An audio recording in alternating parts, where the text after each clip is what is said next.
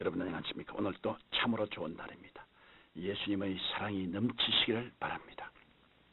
저는 오늘 보혈과 해방이란 제목으로 여러분과 함께 은혜를 나누고자 합니다. 본문 말씀은 히브리서 9장 11절로 22절의 말씀입니다.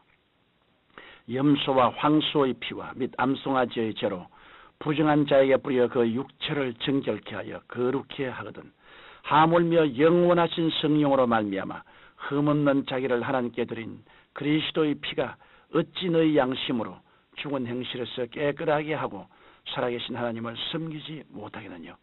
피 흘림이 없은즉 사함이 없느니라. 우리 민족은 해방이란 단어에 매우 익숙해 있습니다. 그 이유는 우리가 1945년 8월 15일 일제의 식민 통치에서 해방을 받았기 때문이며, 또한 1950년 공산주의자들의 불법 남침으로 공산화의 위기에 직면해 있었다가 해방을 받았기 때문입니다. 정치적인 억압과 사회적인 부자유에서 해방을 경험해본 사람은 그 해방과 자유의 기쁨이 얼마나 큰지 알 수 있습니다. 그러나 인간은 이런 해방만으로는 참 자유인이 될 수 없습니다.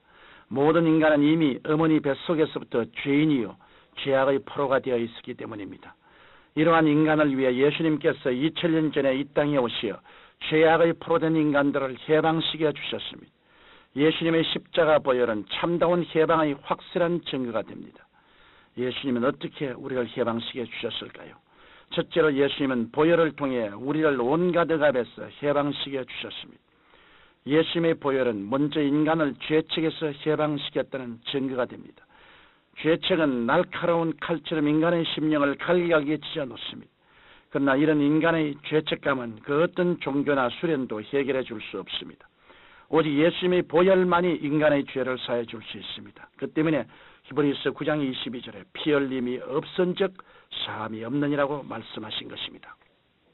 따라서 예수 그리스도의 보혈을 의지하고 예수 그리스도 앞에 나오는 자는 모든 죄악을 용서받는 기쁨을 누리게 되는 것입니다. 나아가 예수님의 보혈은 처음 사람이 범죄함으로 하나님과 원수된 담을 흐려버렸다는 증거가 됩니다. 많은 사람들은 스스로 생각하기를 나 같은 사람이 하나님의 은혜를 받을 수 있을까? 나는 기도해도 소용이 없다라고 합니다. 그런데 예수님의 보혈은 이런 버림받은 생각과 부정적인 생각에 긍정적인 증거를 제시하고 있습니다. 예수님께서 피 흘리심으로 하나님과의 막힌 담을 허물어버렸기 때문입니다. 그러므로 예수님의 보혈을 의지하는 우리는 더 이상 마귀의 참소를 받지 않습니다. 우리는 하나님을 아버지라고 부르면서 담대하게 하나님께 나아갈 수 있는 것입니다. 또한 예수님의 보혈은 신유의 증거가 됩니다.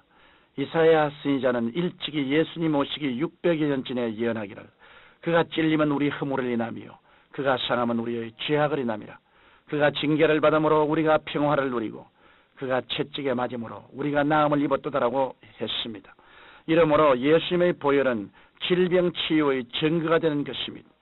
예수님의 보혈은 이 시간에도 성도들 가운데 역사하셔서 제가 채찍에 맞음으로 너희가 나음을 입었느니라고 말씀하고 계시는 것입니다. 뿐만 아니라 예수님의 보혈은 저주에서 해방을 증거합니다. 이에 대해 갈라디아서 3장 13절로 14절에 그리스도께서 우리를 위하여 저주를 받음받으사 율법의 저주에서 우리를 속량하셨으니 기록된 바 나무에 달린 자마다 저주 아래 있는 자라 하였습니다. 이는 그리스도 예수 안에서 아브라함의 복이 이방인에게 미치게 하고 또 우리와 하여금 믿음으로 말미암아 성령의 약속을 받게 하려 함이라고 말씀하고 있습니다.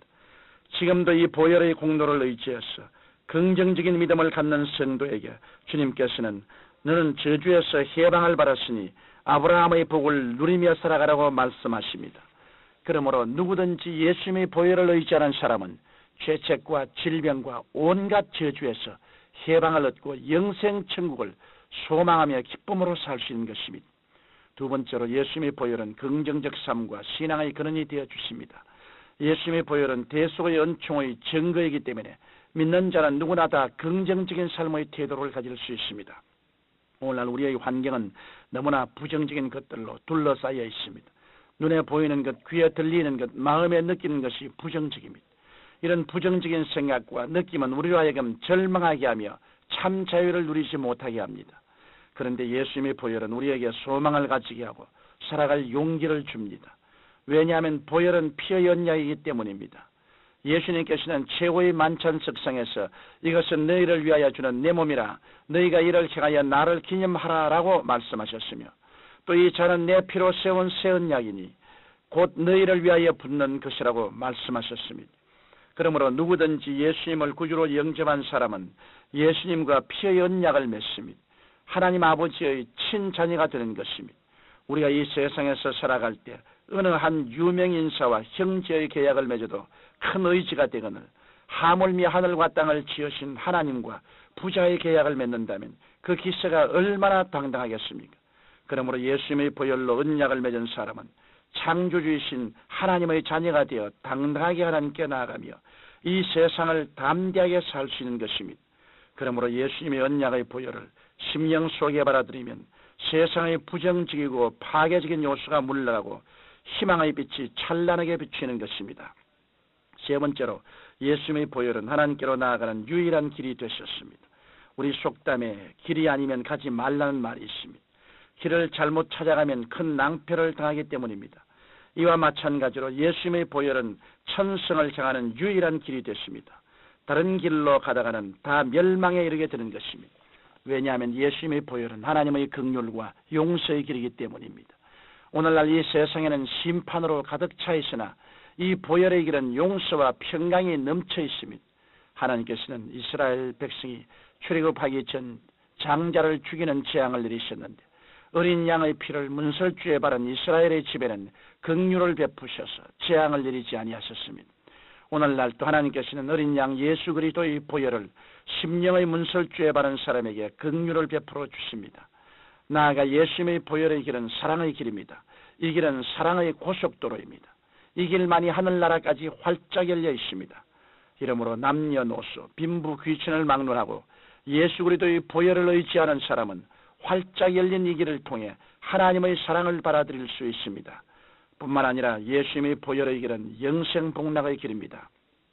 이 길에 들어선 사람에게는 근심과 탄식과 이별하는 것이나 앓는 것이나 고가는 것이나 죽는 것이 없는 영원한 처소가 예비되어 있습니다.